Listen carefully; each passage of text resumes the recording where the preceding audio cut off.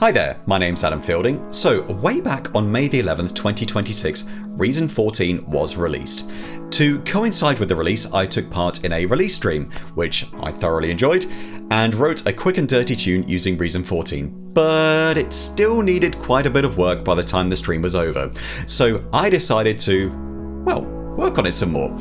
And I thought this would be a nice opportunity to talk to you guys about what was changed, how I used Reason 14 to finish and mix the tune, and, well, you get the idea. I thought it'd be fun to check out the finished tune together and talk about the mix process in Reason 14.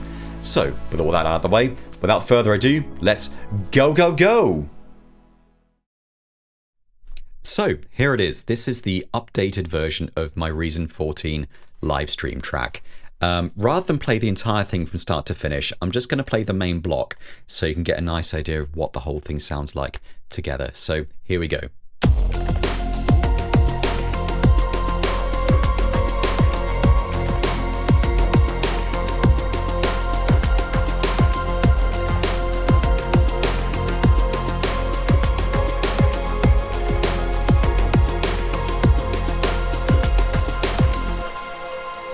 So it's kind of similar to how it sounded when I actually did the live stream, but with some quite obvious changes. So the most obvious change is the addition of this acid line here, which sounds like this.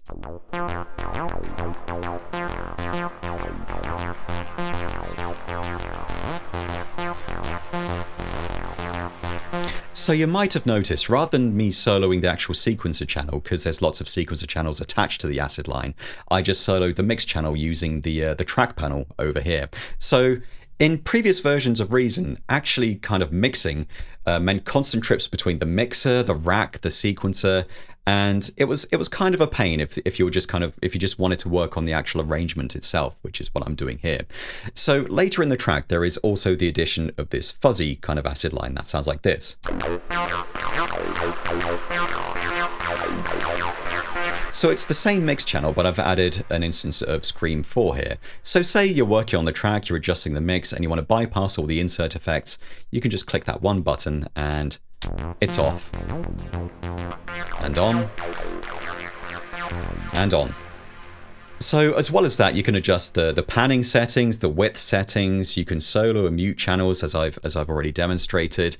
It's just an incredibly useful tool. Instead of having to flip constantly between the mixer and the sequencer, it just makes a lot more sense if you're just kind of in the flow state of wanting to work on the track itself. So this also kind of brings me nicely to the second thing I wanted to cover, which is the RV9. So you might have noticed there's a whole bunch of send effects over here, which I've added since the Reason 14 live stream. So if we just open one of these up and we just leave the acid line on. So I'm using a nice plate reverb, which we can crank up and turn back down. And the same with this nice echo verb.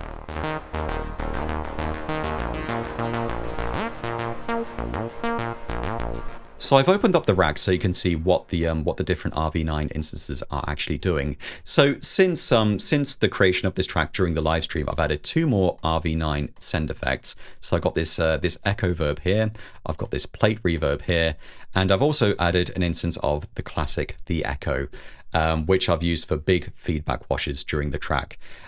So it's interesting to note that the RV9, I've used it all over the track as an insert effect for kind of creative shimmery effects, but also I've used it as a mix tool, as just kind of standard aux sends for a plate reverb and a nice delay. And I've used it as a nice washy reverb for the drums at certain points in the track. So you might, with any other reverb, you might kind of reach for three different plugins for this, for all of these different instances. But the RV9, I don't think I've used a reverb and delay device that's this versatile and useful both creatively and in terms of using it as a mix tool.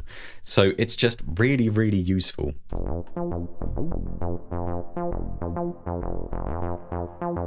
So it's every job a mixer would normally reach for, three plugins to. It's all distilled into this one reverb device. So something else I was quite keen to change when working on the mix for this track was I really wanted to break out the individual drum hits from some of the kits and process those individually using their own insert sections, which is really easy to do in Reason 14. So if we look at the Snappy kit, I'm just going to open that up in the rack. You can see the Snappy kit here, and I've broken out several channels into kick, snare, and perk all here. So I'm going to close the rack. So if we listen to just the perk channel, well, altogether it sounds like this.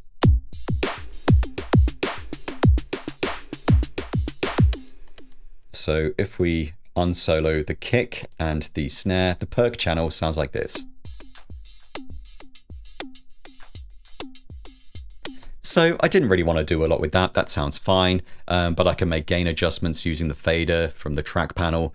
The second channel is the kick. And with the kick, well, I'm just going to play that with the percussion. It sounds like this.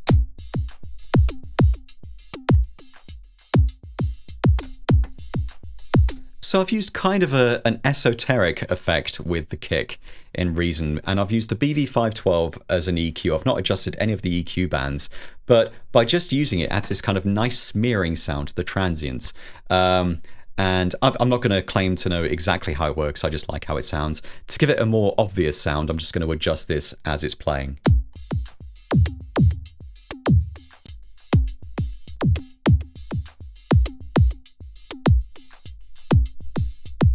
It just kind of smears the transients in a really pleasant way that works really nicely with kicks. And that would sound awful with the entire kit behind it. So moving on to the snare, that sounds like this.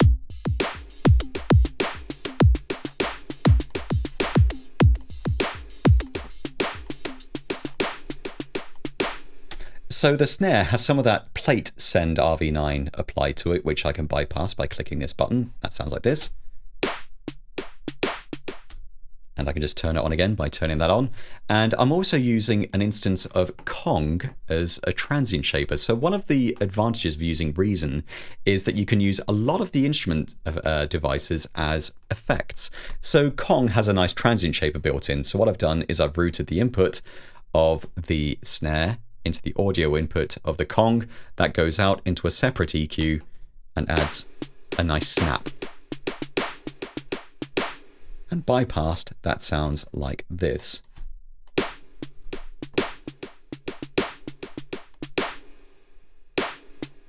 So it just kind of brings that snare up just a bit and kind of cuts through the mix just a little bit. So this is all nice, but you know, what about the entire mix bus as a whole? Well, I wanted to compress it using an instance of the master bus compressor just to kind of glue it together. And I also wanted to use an instance of the M-Class maximizer just to tame some of the transients. So I tend to be quite careful when it comes to gain staging throughout a track. So it's not too loud. So I've applied a 6 dB gain on the M-Class maximizer, and then it cuts it by 6 dB as it goes out with some soft clipping applied. So the signal should theoretically never rise above 6 dB when the fader is set to 0. So at the moment it's set to -3.9, so it should be -9.9 as a maximum before it hits the master output, which is great. So altogether that sounds like this.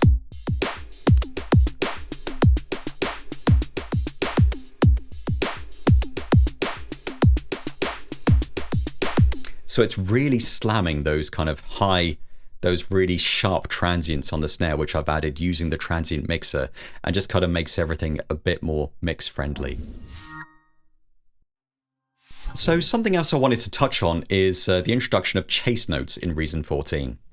So it sounds like a small addition, but it basically means if you have a long sustained note like this,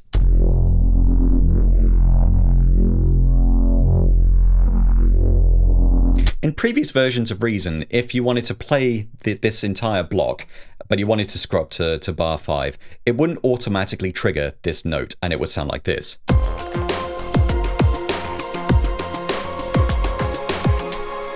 Now, that's not particularly useful if you're working on an element that's so important to the mix as the bass. Like, I can't hear the bass drone, whereas in Reason 14, it just plays as you would expect.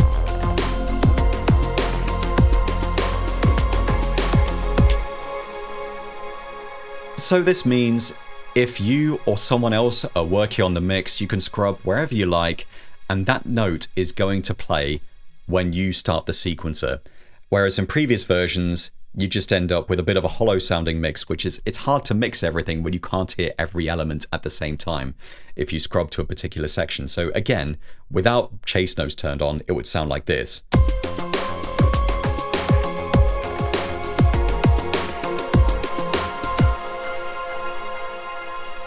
It's missing a huge element of the mix. So again, with chase notes turned on,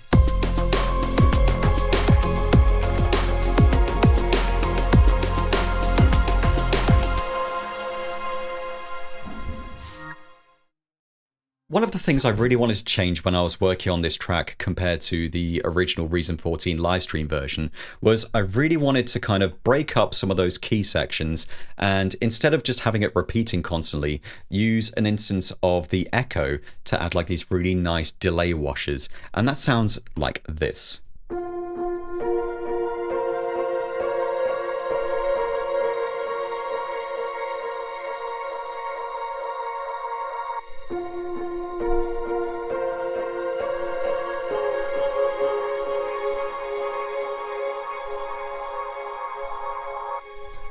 So it just kind of breaks up the track nicely rather than hearing the same key pattern over and over again. You can break things up but still fill out the mix using that delay section. So I've actually used automation loop clips here. I feel like automation is how you transform a static mix into more of a performance, and it works really nicely here. So I've used this one individual automation clip here that just boosts the aux send effect for the delay wash. And if you watch the delay wash automation signal over here, you'll be able to see it increasing as it plays. So here we go again.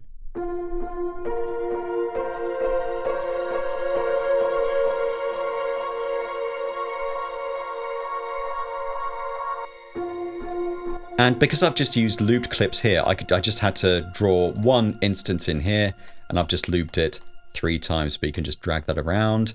And it just makes all the difference. And I've done something very similar using the actual feedback amount up here.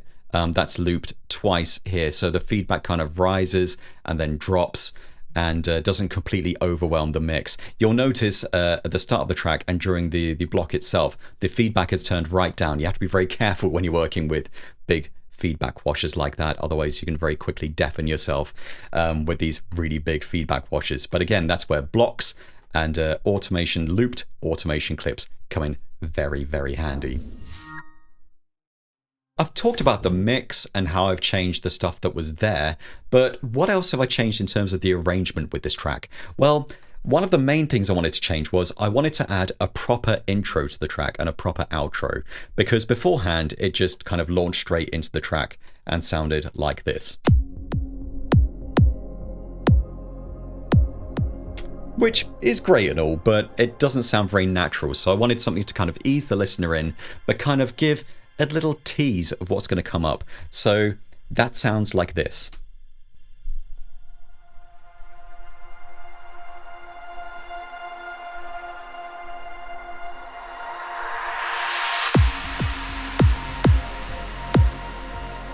So I think that sounds much more natural than just kind of launching into the track as it was. So I've used a tool, which I use on everything, by the way, called PaulStretch, to create this kind of nice stretchy texture, which sounds like this. And all I did to create that was I just used the main block section. I muted all of the drums, which was really, really easy to do because I'm using folder tracks. So I just said, hey, let's mute the percussion, let's mute the transitions, and I just played it.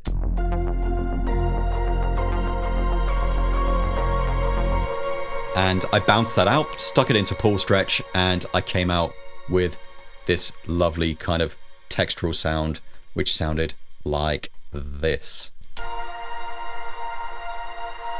Just really, really stretched. And I stuck that through a high pass filter so I don't get all the bass, because you don't need that for an intro. So nothing super duper complex, just kind of a nice tease of what's coming up later in the track. And it was made so much easier because I could just mute the stuff I didn't want. I didn't want the percussion, I didn't want the transitions, just mute those. And since I added that transition to the start of the track, and there's another one later on in the track, I stuck those into their own folder. Nice, done, job's a good one. So I just had to mute that, mute the percussion, and it was just textures, the keys, everything else I wanted. Just kind of the more melodic elements ready to stretch. I feel like you've made it this far into this video. You want to hear the entire song, right? So we are actually going to dip over to the mixer and check that out. So I have actually used the high pass filters and low pass filters and automated those on the mixer.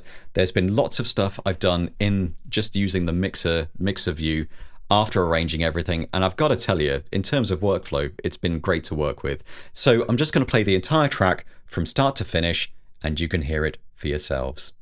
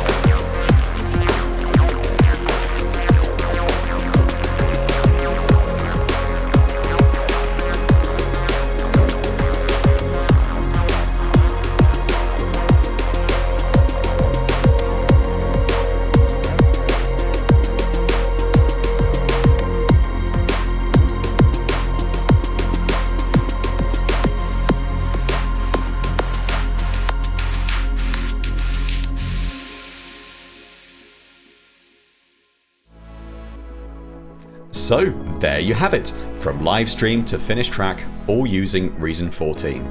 I hope you enjoyed watching this video, and I hope it's encouraged you to make some excellent noise using Reason 14. And if you do, let us know in the comments. Until next time, cheers.